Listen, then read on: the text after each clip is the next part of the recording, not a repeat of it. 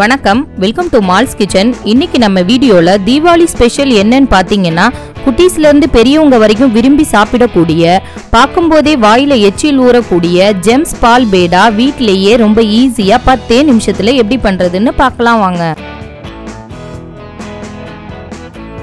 Gems பால் பேடா செய்யறதுக்கு தேவையான பொருட்கள்: 1 கப் பால் powder, 1 cup Milkmaid, 1/4 cup பொடி பண்ண சர்க்கரை, 1/4 கப் வெண்ணெய், 1 பேக்கெட் ஜெம்ஸ், 1/4 ஸ்பூன் ஏலக்காய் பொடி. ஃபர்ஸ்ட் நம்ம ட்ரேல இந்த மாதிரி நெய் தடவி வச்சுக்கலாம். ஸ்வீட் செய்யறதுக்கு முன்னாடியே இதை நம்ம ரெடி பண்ணி வச்சிடணும். அப்பதான் ஸ்வீட்டோட பதம் மாறாம இருக்கும். இப்போ நம்ம பால் பேடா செய்ய ஆரம்பிக்கலாம். இதுக்கு அடி கனமான ஒரு கடாய், அப்படி இல்லைன்னா இந்த மாதிரி நான்ஸ்டிக் கடாய் ஒன்று எடுத்துக்கலாம். இந்த ஸ்வீட் பண்றதுக்கு அடுப்பை நம்ம சிம்மிலேயே தான் வச்சுக்கணும். கடாய் கொஞ்சம் லைட்டா ஹீட் ஆனோன்னு 1/4 கப் வெண்ணெயை சேர்த்து அதை நல்லா உருக விட்டுறணும். வெண்ணெய் நல்லா உருகணுன்னு இது கூட 1 கப் பால் பவுடரை சேர்த்து இந்த வெண்ணெயிலேயே நல்லா மிக்ஸ் பண்ணி விட்டுறணும். அடுத்து இது கூட 1 கப் மில்க் மேடை சேர்த்து கட்டி எதுவும் இல்லாம நல்லா மிக்ஸ் பண்ணி விட்டுறணும்.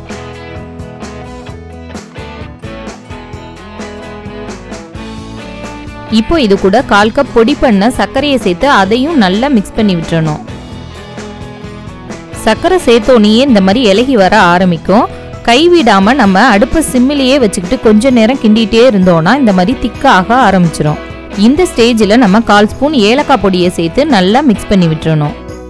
இந்த ஸ்டேஜ்லேயே நம்ம ஸ்டவ்வை ஆஃப் பண்ணிட்டோம்னா ரொம்ப சுவையான பால்கோவா ரெடி. ஆனால் நம்ம இன்னைக்கு பால் பேடா செய்ய போகிறதுனால இன்னும் ஒரு 2 நிமிஷம் கைவிடாமல் இந்த மாதிரி கிண்டிக்கிட்டே இருந்தோம்னா நல்லா உருண்டு வர ஆரம்பிச்சிடும். இந்த ஸ்டேஜில் ஸ்டவ்வை ஆஃப் பண்ணிட்டு ஏற்கனவே நம்ம நெய் தடவி வச்சிருக்க பிளேட்டில் இந்த ஸ்வீட்டை சேர்த்துடலாம்.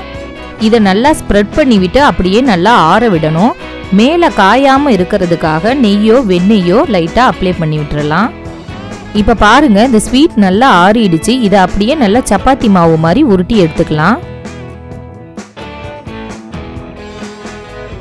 இப்போ நம்ம பால் பேடா செய்ய ஆரம்பிக்கலாம்.